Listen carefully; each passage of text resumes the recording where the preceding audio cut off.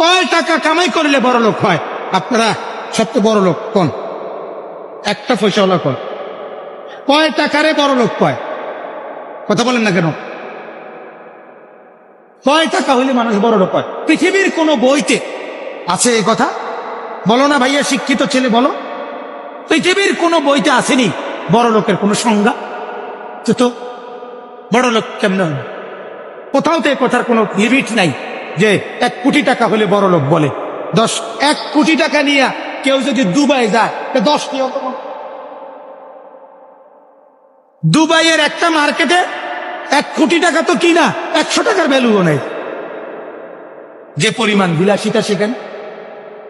ইউরোপে, তাই ইউরোপে গেলে তুমি যখন দেখবা 80 তলা বিল্ডিং, তো তোমার 5 তলা বিল্ডিং কি মনে হলো? মশার ঘর আর মাছির ঘর সারা আর কিছু